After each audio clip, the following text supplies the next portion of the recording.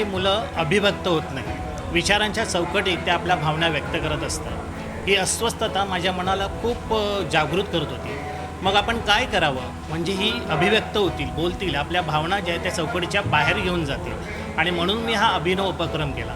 मग आत्मवृत्त आणि पत्र लिहिण्याचं मी माध्यम ठरवलं, पण तरीसुद्धा माझ्या मनातला जो शिक्षक आहे तो जागरूक होत नव्हता. मग मी विचार केला की याच्यामध्ये मी काय नाविन्यता आणि मग मला कळलं की आत्मवृत्त नदीचं, झाडाचं, किल्ल्याचं सगळेच लिहितात. मग असे नाविन्यपूर्ण विषय यांना द्यावे की जेणेकरून कुठल्याही माध्यमातून त्यांना आयतं मिळणार नाही, स्वतः विचार प्रकट करतील, स्वतः भावना व्यक्त करतील, स्वतःचं लेखन करतील.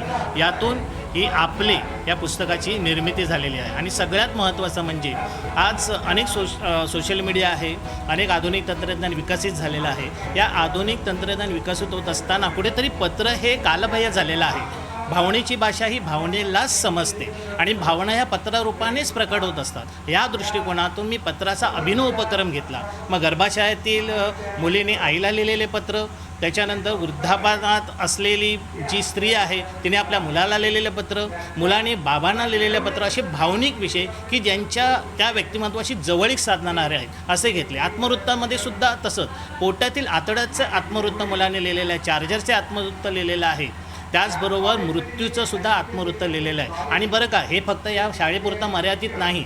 या मुलांकडून मी AI च्या माध्यमातून सुद्धा म्हणजे आधुनिक तंत्रज्ञान मी वापरून सुद्धा यांच्याकडून ते करून घेतलेलं आहे, प्रसारित केलेलं आहे यूट्यूबच्या माध्यमातून. म्हणजेच यांनी केलेलं लेखन जे आहे ते इतर विद्यार्थ्यांना सुद्धा प्रभावित करेल असा मला गाढ विश्वास वाटतो. माझा पहिला लेख छापून आला आहे, मला खूप आनंद होत आहे. यामध्ये महाडिक सरांनी आम्हाला खूप मार्गदर्शन केले.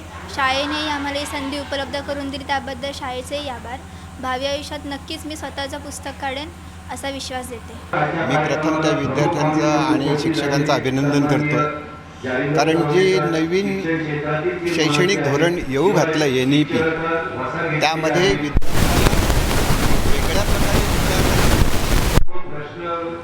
शक्ती उत्पन्न व्हावी किंवा ती तशी माहिती मिळावी याचे प्रयत्न आहेत. या पुस्तकात मी फॉरवर्ड केलेल्या मेसेजचे आत्मवृत्त लिहिले आहे. महाडिक सरांच्या मार्गदर्शनाखाली हे पुस्तक प्रकाशित झाले आहे आज.